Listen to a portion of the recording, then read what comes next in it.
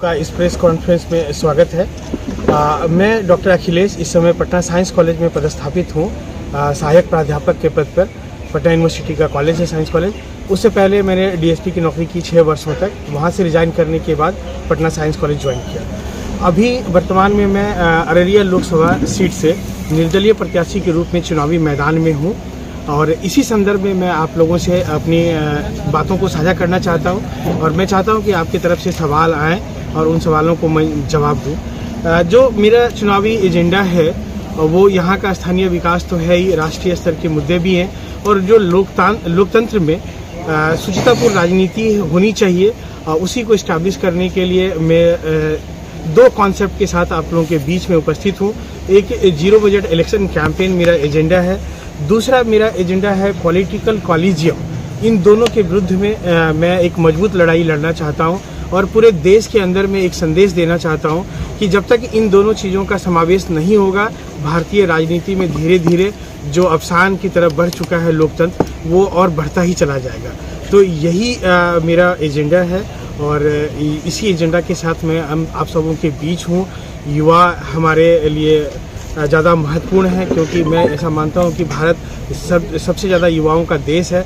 अगर युवाओं के हाथ में रोजगार हो, हुनर के औजार हों और किताबें हों तो इस देश का परिदृश्य बदल सकता है और पूरे दुनिया में भारत विश्व गुरु बन सकता है। चाहता हूँ कि जनता मुझसे भी सवाल करे और जनता जो अभी वर्तमान कैंडिडेट हैं घोषित रूप से 2 है, एक बीजेपी से प्रदीप सिंह जी हैं और आरजेडी से शाहनवाज जी हैं, उन दोनों से भी सवाल कीजिए कि आपको वोट क्यों दें। मैं उसका जवाब देता हूं कि मेरा जो पिछला करियर रहा है 10 साल का, उस 10 साल में जब पुलिस थे तब मैंने बहुत अच्छा काम किया। सुपौल में मैंने काम किए, सोनपुर में मैंने काम किए और किशनगंज में मैंने काम किए। वो कोई भी आदमी जाके पता, इतना डंके की चोट पे मैं कहता हूँ कि कोई भी आदमी जाके पता करे, वहाँ मैंने काम किया। वहाँ से निकलने के बाद जब कोविड में थे, कोविड में मैंने बहुत काम किए। यहाँ बहुत सारे ऐसे पत्रकार हैं वो जानते हैं, उन्होंने मेरे न्यूज़ को छापा।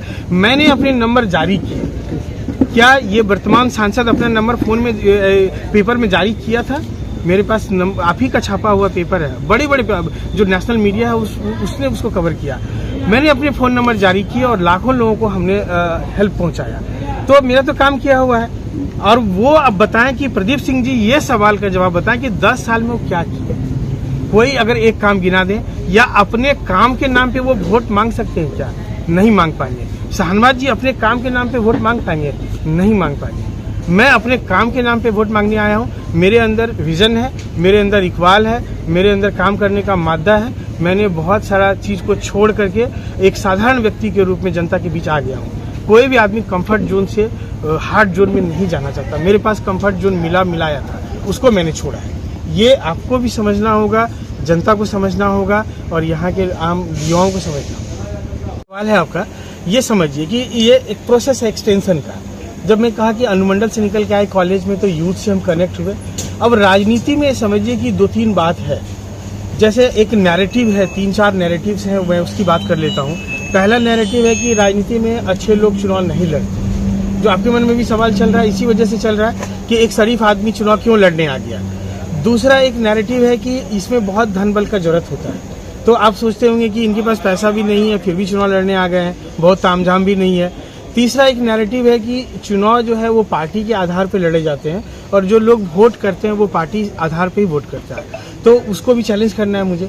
चौथा नैरेटिव है कि जात पात से ऊपर उठ के लोग वोटिंग नहीं करते हैं। तो इन चारों नैरेटिव के विरुद्ध में हम एक मजबूत आवाज़ लेकर के आए हैं और एक संदेश लेकर के आए हैं कि ना चुनाव लड़ने के लिए बदमाश होना जरूरी है, ना पैसों की ज़रूरत है, ना जातीय दम भरने का ज़रूरत है, ना धार्मिक उन्माद का ज़रूरत है, ना किसी पार्टी के सिंबल की ज़रूरत है। मैं यहाँ पे आपके बीच हूँ, मैं जनता की पार्टी से हूँ, युवाओं की पार्टी से हूँ, उन्हीं से मैंने टिकट लिया है। आप जनता एक आप पॉलिटिशियन है तो उसका वर्चस्व नहीं होता क्योंकि उसको हमेशा पब्लिक को खुश करना होता है। पुलिस सबसे ज़्यादा फ्यूडल नौकरी है। जब वर्दी में आप होते हैं ना, और बिहार जैसे फ्यूडल जो सामंतवादी सोच के लोग यहाँ बहुत ज़्यादा है, उस कंडीशन में अगर आप पुलिस का वर्दी है आपके हाथ में तो उतना ताकतवर नौकरी तो कुछ है ही नहीं। उसको जब मैं छोड़ने में हुचक नहीं हुआ तो ये वहाँ एक बड़े ताकत को छोड़ के छोटा ताकत में हम क्यों जाएंगे। देखिए, डीएसपी का नौकरी छोड़ने का मेरा एक मकसद ये समझिए कि वहाँ मैं काम कर रहा था, वो भी एक पब्लिक सर्विस है और अच्छा काम कर रहे थे, बगल के ज़िला में काम कर रहे थे। आप उसको देख सकते हैं, पत्रकार हैं आप, तो आप वहाँ के पत्रकारों से भी समन्वय स्थापित करके जान सकते हैं कि मैं कैसा काम कर रहा था। तो इसमें कोई लुका छुपी का बात नहीं है। बहुत इकबाल के साथ काम किए, आज भी किशनगंज में लोग मुझे याद करते हैं, लोग मिलने आते हैं मुझसे। तो लेकिन जो मेरा वहाँ डोमेन था और कार्यक्षेत्र था वो एक अनुमंडल तक था। मेरे अंदर संभावनाएं हैं कि मैं बड़े डोमेन में जाकर काम कर सकूं लोगों के लिए। तो इसके लिए वहाँ से क्विट करके मैंने कॉलेज गया और कॉलेज में मैं युवाओं के साथ जुड़ा हूँ और पूरे देश के युवाओं से जुड़ा हूँ। और मेरा जो मेंटरशिप कार्यक्रम है, युवाओं को अच्छा निर्माण करना, युवाओं को निर्मित करने का जो एक प्रोसेस चल रहा है अभी मेरा, वो राष्ट्रीय स्तर पर चल रहा है।